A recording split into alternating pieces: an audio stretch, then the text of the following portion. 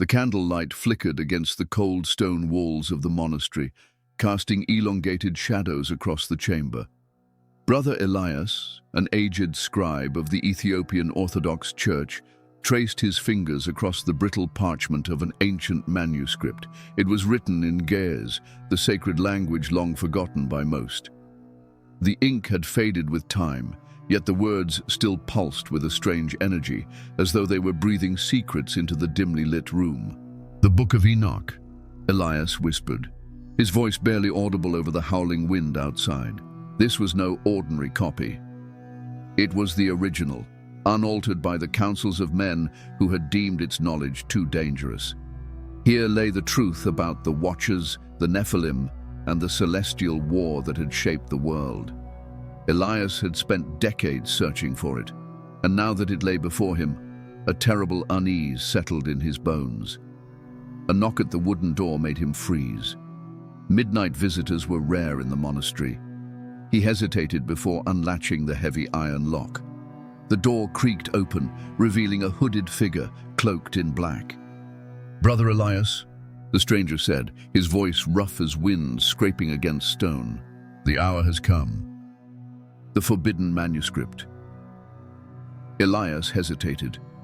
The man's presence was suffocating, like a void swallowing the air around him. He recognized the sigil embroidered on the stranger's cloak, a serpent devouring its own tail. The keepers of the hidden flame. "How did you find me?" Elias asked, stepping back. "You opened the book," the man replied. That was enough. Elias's throat went dry. He had suspected the manuscript was dangerous, but now he understood. It was alive. The words contained in it had been sealed away for a reason. And now that he had spoken them aloud, the ancient knowledge was stirring once more. "Do you know what you have done?" the stranger asked. "The Watchers do not forget, Brother Elias. They have been waiting." A sudden gust of wind extinguished the candle, plunging the room into darkness. The shadows on the walls shifted, twisting into unnatural shapes. Then, from the darkness, something whispered, "We see you." Elias stumbled back, his heartbeat hammering against his ribs. The book fluttered open on its own, pages turning rapidly until they settled on an ominous passage. "And the fallen shall rise from the abyss, and their children shall walk among men once more." The room trembled. The candle reignited on its own, its flame now black, casting an eerie glow across the chamber. Elias gasped, his eyes darting toward the stranger, who remained eerily calm, watching with an unsettling stillness. "The seal is broken," the hooded man murmured, "and now the first ripple has begun."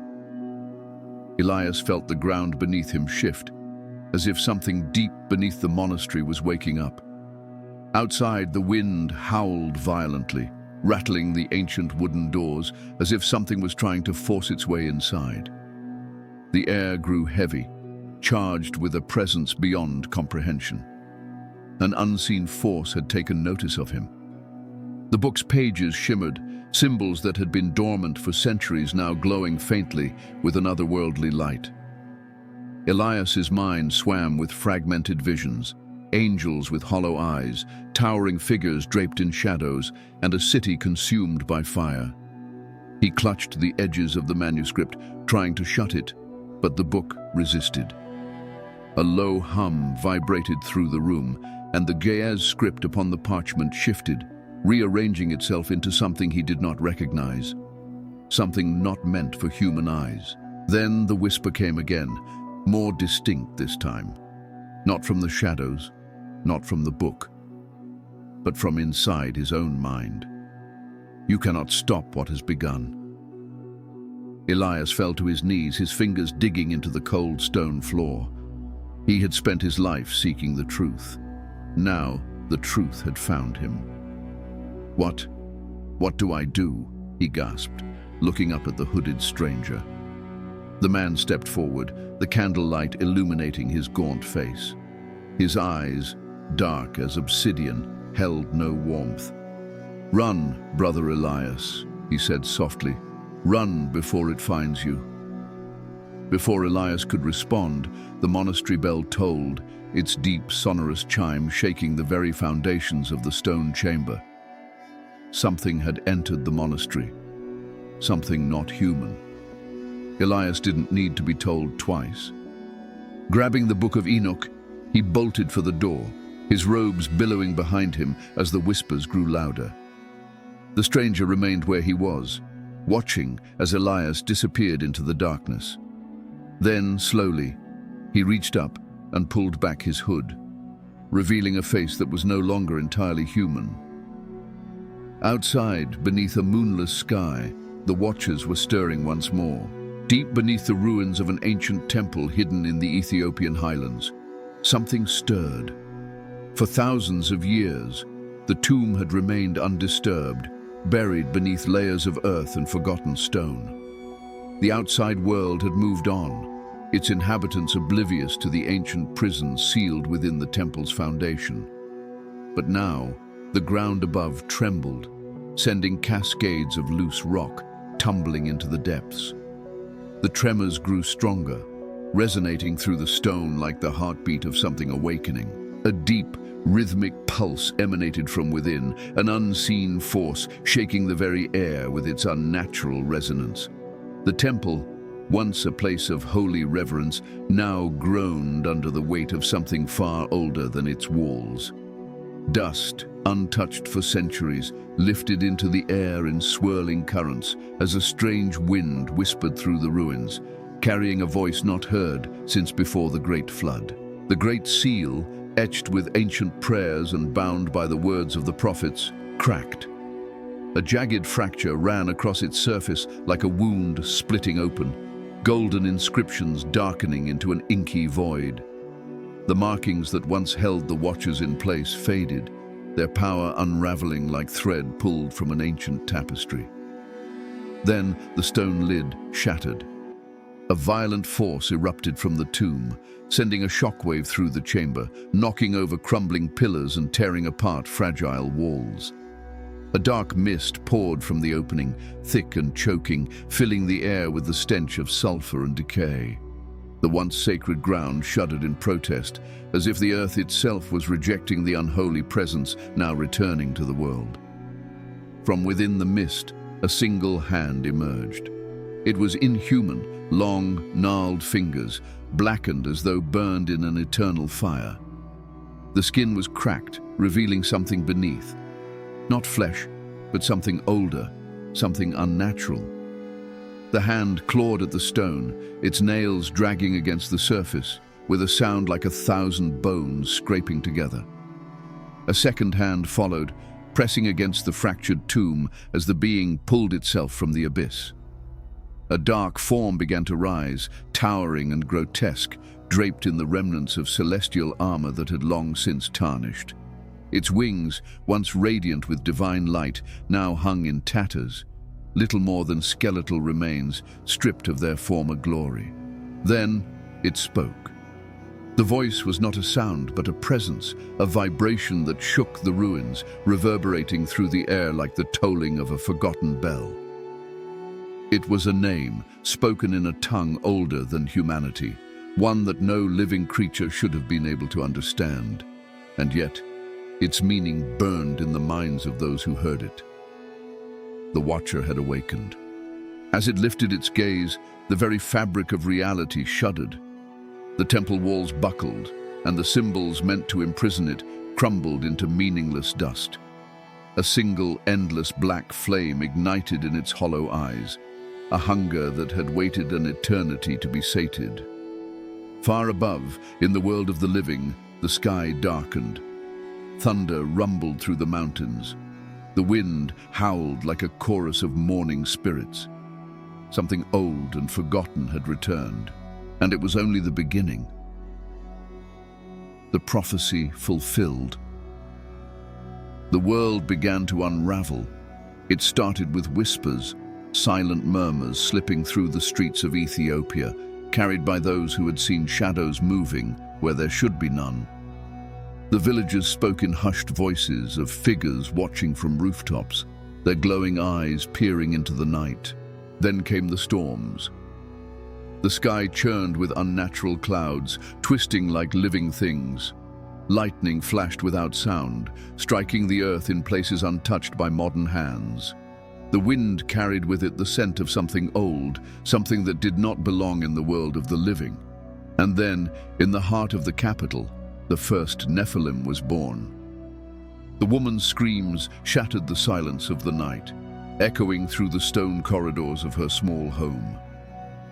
Those who lived nearby awoke, trembling, clutching their sacred talismans as they listened to the unnatural cries that followed.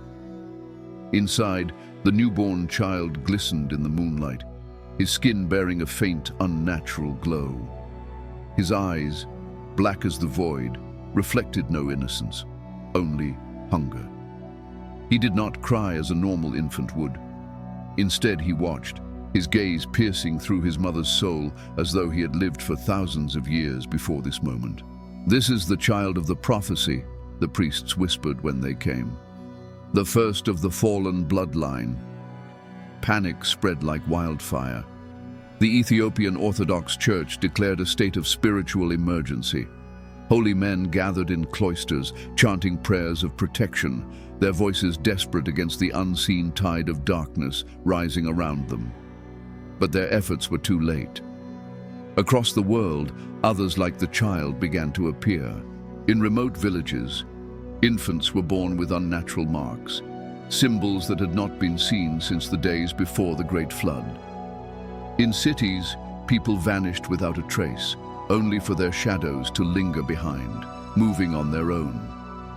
Holy men awoke in the night with the sensation of watching eyes, their dreams filled with visions of burning wings and angels with hollow faces. In the Vatican, the bells rang at an hour they should not have. In Jerusalem, the Wailing Wall bled.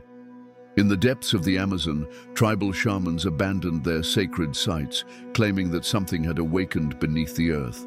The world had changed, and there was no going back. The Watchers had been freed, the Nephilim had returned, and soon mankind would know their wrath. The Unseen War. Elias fled the monastery, his breath ragged, his heart pounding like a war drum against his ribs. The Book of Enoch, bound in aged leather and inscribed with forbidden knowledge, was clutched tightly against his chest. He had spent his life seeking the truth, chasing whispers in forgotten scrolls. But now, as the shadows lengthened around him, he wished he had never found it. The book was not just a relic of the past. It was a key, a doorway to things no man should ever open. He needed to act fast. The monastery had been compromised. The Watchers had returned, and the world was unprepared. There was only one place left to turn: the sacred caves of Lalibela. Nestled within the Ethiopian highlands, hidden beneath the towering, monolithic churches carved from the rock itself, lay the last stronghold of an ancient order, the Keepers of the Ark. They were the only ones who still knew the old ways, the forgotten rites of Solomon. If there was any hope left of sealing the abyss before it was too late, it rested with them. Elias traveled on foot, winding through treacherous mountain paths and overgrown trails. The further he ventured from the monastery, the more the land itself seemed to change. The very air felt heavier, thick with an unnatural silence. No birds sang, no insects stirred. Even the wind, which had once howled through the cliffs, had fallen still, as if the world itself held its breath.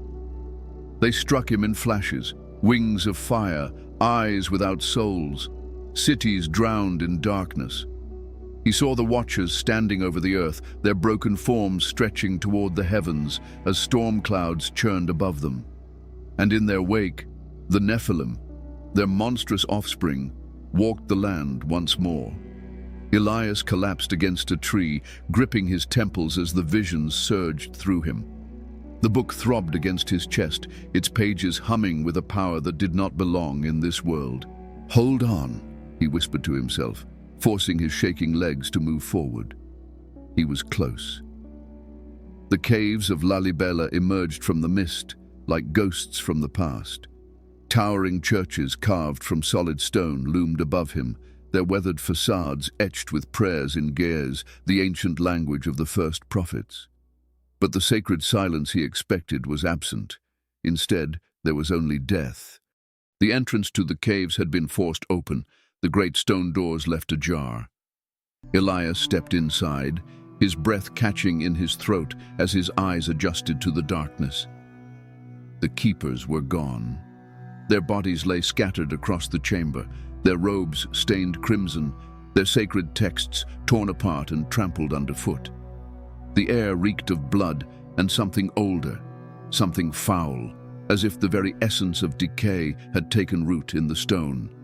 The walls were smeared with symbols written in blood, twisting and curling in a language that had not been spoken since the days before the flood. Elias traced his fingers over them, feeling the dried, cracked surface beneath his touch. He recognized some of the markings, wards of protection, sigils of binding, but they had been corrupted, turned into something else. His stomach twisted as he stepped deeper into the chamber. The sacred altar at the heart of the caves, once used for rituals to banish the darkness, had been desecrated. The stone was cracked, split down the center, as if something immense had forced its way through. Then, in the very center of the cavern, Elias saw the message. A single phrase had been carved into the stone, the letters jagged and uneven, as though they had been etched by claws instead of hands. "He is awake." Elias felt the weight of the words crush against his chest. His hands trembled as he reached out, running his fingers over the deep grooves in the stone. Too late. They had come, too late. A sudden wind howled through the cave, though no opening existed large enough for it to enter. The candles that had once lined the altar flickered to life, their flames burning with an unnatural blue light. And then, from the darkness beyond the ruined altar, something moved. Elias froze. A pair of glowing eyes, void of humanity, filled only with hunger, stared back at him. The war had already begun. The return of the fallen far beyond the highlands, in a hidden chamber beneath the ruined temple, the creature pulled itself fully into the mortal world. The first of the Watchers. His wings, torn and tattered, unfurled as he rose to his full height. His eyes burned like dying stars.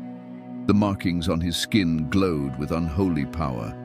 He had waited for centuries. "The time of men is over," the fallen angel whispered, his voice like crumbling stone. "We shall walk among them once more." Outside, the wind howled. Across the world, those with the blood of the Watchers felt the call.